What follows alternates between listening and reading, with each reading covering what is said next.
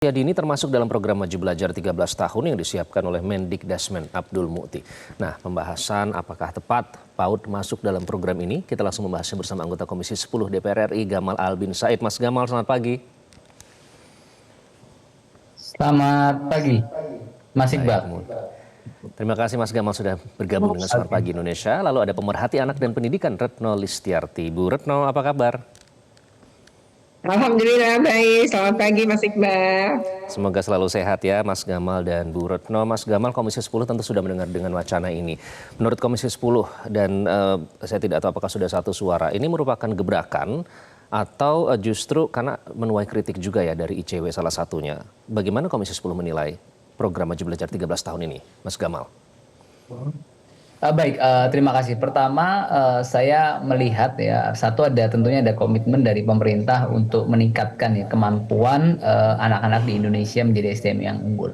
Dan memang saya yakin hal tersebut lahir juga atas berbagai evaluasi terhadap adanya sistem pendidikan kita hari ini. Saya mau sampaikan sedikit contoh ya, gambaran terkait dengan problematika yang kita hadapi ya. Misalkan skor PISA kita sekarang itu terendah dalam sepanjang sejarah Indonesia mengikuti PISA.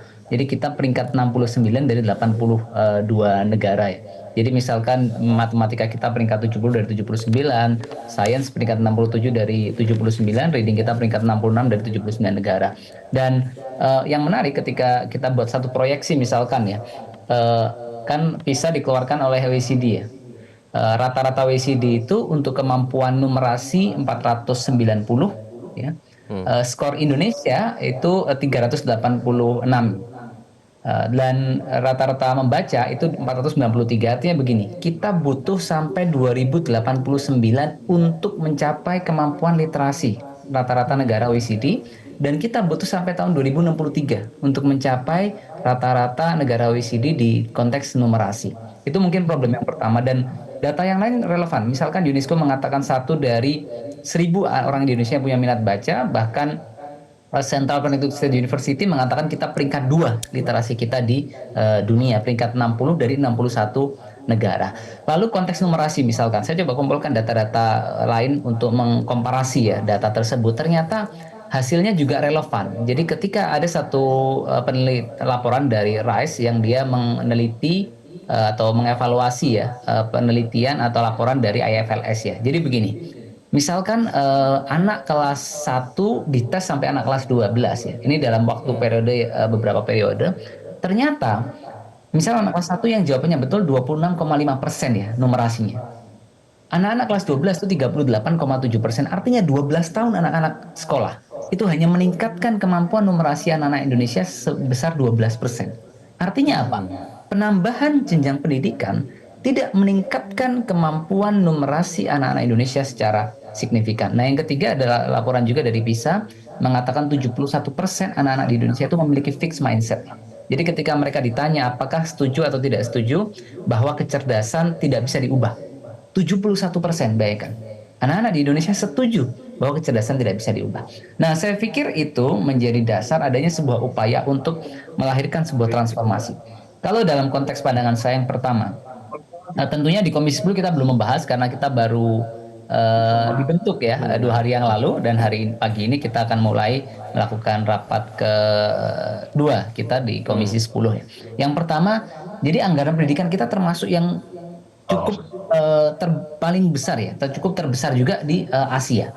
Tetapi ternyata itu tidak meningkatkan indikator kinerja pendidikan kita. Nah, artinya anggaran yang besar itu sudah berhasil meningkatkan akses yang itu dari peningkatan angka partisipasi kasar sekolah. Artinya apa? Anggaran besar berhasil membuat anak-anak ke sekolah. Tetapi ini ternyata itu belum mampu meningkatkan indikator atau outcome ya, atau output dari kinerja pendidikan yang kita lihat dari assessment baik yang sifatnya nasional ataupun internasional. Nah, paradigma yang harus dibangun hari ini itu bukan sekedar schooling tapi learning. Jadi kalau kemarin kita orientasi membangun anak-anak gimana ke sekolah, schooling. Nah, sekarang orientasi kita itu adalah learning. Bagaimana tadi metode belajar, bagaimana cara guru SDM-nya, kesejahteraannya bisa ditingkatkan dan lain sebagainya. Itu yang pertama. Lalu konteks yang kedua yang rekan-rekan mungkin coba sampaikan hari ini ya, saya coba pelajari data-data. Tentu memang kami di Komisi 10 pertama saya secara pribadi akan melihat ya apakah ada data-data yang mendukung kebijakan tersebut, lalu juga ingin mengetahui dasar pengambilan keputusan tersebut. Oke, Mas Misalkan Gamal, kalau kita ditahan lihat dalam dulu. konteks Kita harus jeda sebentar, Mas Gamal. Pemaparannya cukup menarik, sudah saya catat semua. Ternyata banyak fakta-fakta yang didukung dengan data-data yang gimana ya, agak kaget juga. Ini terima kasih sudah dihadirkan datanya. Nanti kita akan tanya ke Bu Retno juga apakah wajib belajar 13 tahun ini bisa menjadi salah satu solusi atau jawaban dari permasalahan yang tadi dipaparkan oleh Mas Gamal. Kami akan kembali sesaat lagi. Tetaplah bersama kami di Selamat Pagi Indonesia. Mencerdaskan kehidupan bangsa mutlak. Pendidikan bagi kita adalah prioritas yang sangat tinggi. Saya kira ini terlihat komitmen kita kepada pendidikan. Kalau tidak salah, alokasi kita dalam anggaran 2025 untuk pendidikan salah satu tertinggi mungkin selama sejarah kita. Untuk pertama kali kita sudah 25%. 20. Tentunya yang saya katakan pendidikan sangat mutlak. Saya sudah panggil Menteri Pendidikan Tinggi, Sains dan Menteri Pendidikan Dasar Menengah. Kita sudah mempunyai gambaran besar bagaimana kita segera akan menyentuh semua anak-anak kita. Anda kembali di Selamat Pagi Indonesia, masih bersama dengan Mas Gamal dan Bu Retno. Bu Retno, tadi Mas Gamal sudah memberikan data-data ya. Dan diharapkan ada perubahan mindset juga. Di situ ada shifting dari schooling ke learning. Nah, kalau Pak Menteri katanya kan itu bisa belajar dari negara maju. Katanya preschool itu menjadi foundation, menjadi fondasi begitu. Nah, apakah Anda setuju dengan hal itu? Apakah ini akan efektif wajib belajar 13 tahun untuk meningkatkan indikator-indikator yang tadi sudah disebutkan? Ya, tentu itu akan efektif ketika memang proses pembelajaran, pendekatannya, guru-gurunya, ya bagaimana melakukan pendekatan itu adalah tepat gitu. Karena sebenarnya yang sering dilakukan itu kan begini ya, yang salah selama bertahun-tahun di pendidikan kita adalah anak TK itu diwajibkan bisa baca. Nah, padahal karena SD udah nggak ngajarin baca dan taunya anak sudah bisa baca. Sementara masyarakat juga punya pandangan masyarakat juga punya pandangan keliru bahwa TK yang bagus itu yang ngajarin anak baca. Sebenarnya anak boleh aja dikenalkan kalistung, tapi kalistung yang diajarkan tentu tidaklah berat gitu. Dan ini akhirnya ketika masuk SD itu anak ya memang harus bisa baca karena bacaan ceritanya aja panjang banget gitu. Nah, terkait dengan ini kalau ditambahkan lama belajar setahun itu bisa aja karena disebut sebagai kelompok bermain kali kalau sekarang ya. Jadi anak-anaknya ya bermain banget gitu ya. Jadi kalaupun belajar matematikanya itu mengenalkan dia misalnya untuk tingkatan ini angka 1 misalnya sampai 5. Lalu tidak diberi beban yang lebih banyak, tapi bagaimana matematikanya bermain.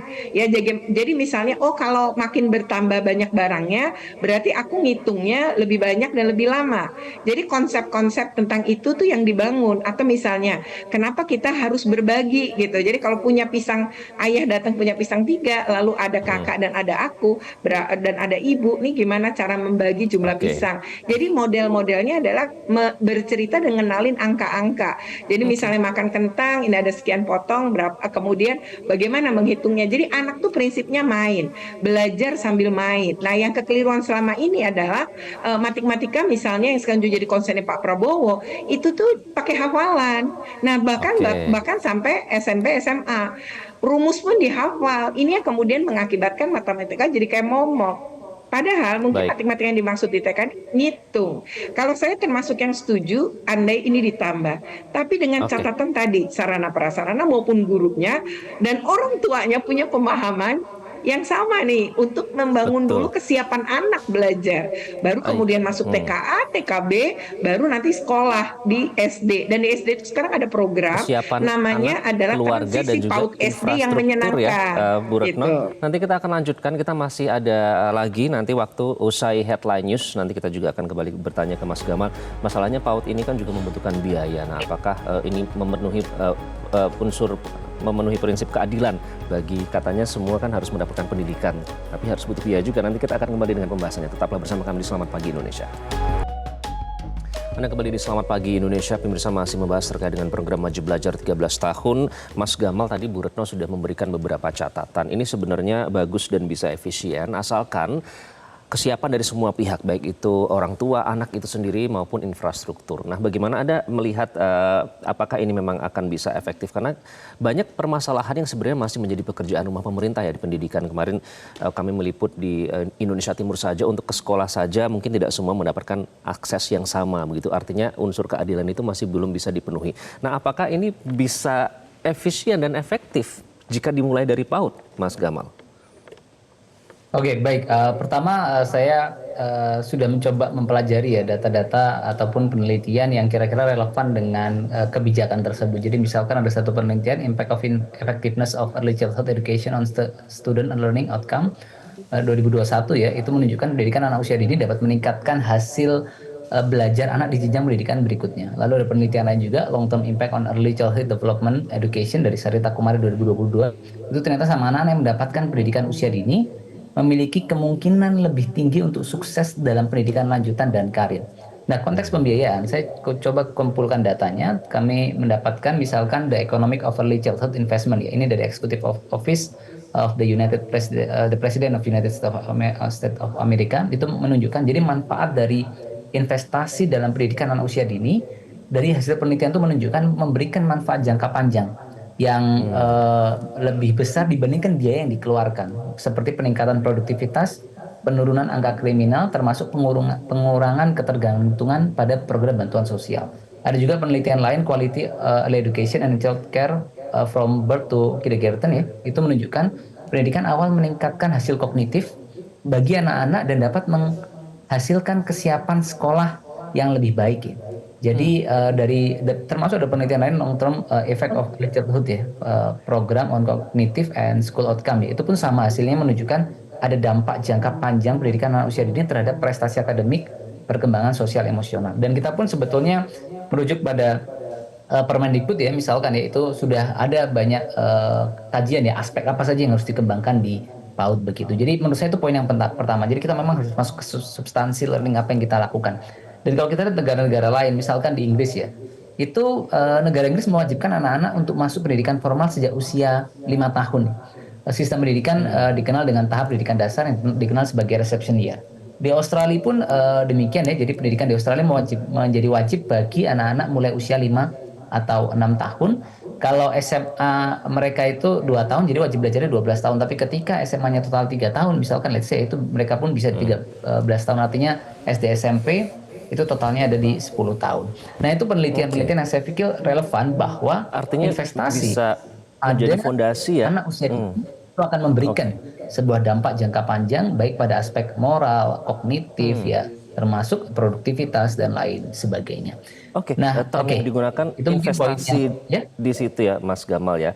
Saya ingin ke Bu Retno terlebih dahulu. Saya akan berikan kesempatan Bu Retno ini soal investasi. Artinya memang jangka panjang, tapi memang kalau dari studi-studi yang tadi sudah dikumpulkan, riset juga, ini bisa menjadi fondasi yang kuat dan itu sudah dilakukan oleh beberapa negara maju. Tapi kalau soal urgensi, karena kan banyak permasalahan pendidikan yang masih menjadi pekerjaan rumah pemerintah. Apakah memang ini seharusnya sudah dilakukan atau urgensi menyelesaikan masalah pendidikan yang masih ada di lapangan sekarang? Mana yang lebih penting, Bu Retno? Ya, sebenarnya yang 12 tahun aja kan belum tercapai, ya. Jadi Indonesia ini udah diamanatkan kan kalau dalam Undang-Undang Dasar 45 untuk 12 tahun. Itu saja kan banyak belum tercapai di banyak daerah. Dan Indonesia yang luas ini dengan berbagai tipe, mungkin yang disampaikan Pak Gamal, di beberapa negara mereka itu kan siap, ya. Negaranya juga kecil, terus juga tidak banyak penduduk, secara anggaran jadinya juga tercover. Nah, Indonesia yang luas begini itu enggak gitu. Sementara anggaran kita itu 660 T itu untuk 24 sekolah kedinasan di berbagai kementerian, kan. Kemendikbud sendiri jadi kecil, dan itu pun gaji guru itu masih berada di dalam anggaran ini. Jadi kalau dihitung-hitung biaya operasionalnya sekolah itu kecil banget gitu akhirnya gitu. Nah, ini kita kalau berbicara Indonesia, mungkin kalau di kota-kota bisa nih memenuhi ini. Karena banyak juga anak yang udah sekolah mulai umur 2 tahun, ya. Terutama yang secara ekonomi mereka mereka mampu gitu. Nah, yang punya PAUD negeri itu hanya sedikit sekali daerah. Misalnya DKI Jakarta, dia punya tuh tempat penitipan anak negeri aja punya yang tidak perlu biaya. Tapi ketika harus biaya, ini menjadi sulit.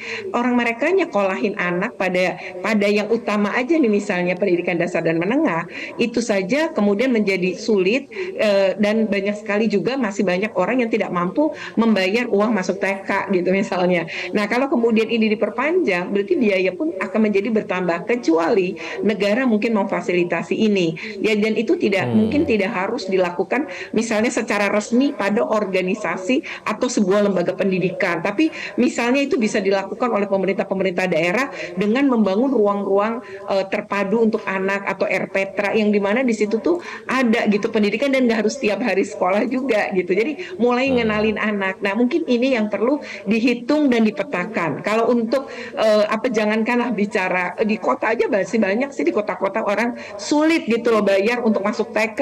Itu masih ada lah masyarakat seperti itu, apalagi kalau kita berbicara berbagai daerah dan pelosok ya. Saya pikir Artinya sih masih banyak itu ya. Jadi permasalahan 12 tahunnya aja nih kalau dievaluasi belum banyak tercapai nih, karena angka belajar di Indonesia kan sampai hari ini lama belajarnya itu masih 7,5 tahun ya. Itu artinya bahkan tidak lulus SMP. Baik, nanti yang mungkin lulusan kita kita akan yang sekarang mendapatkan berada titik sebagai terang ya. tenaga kerja.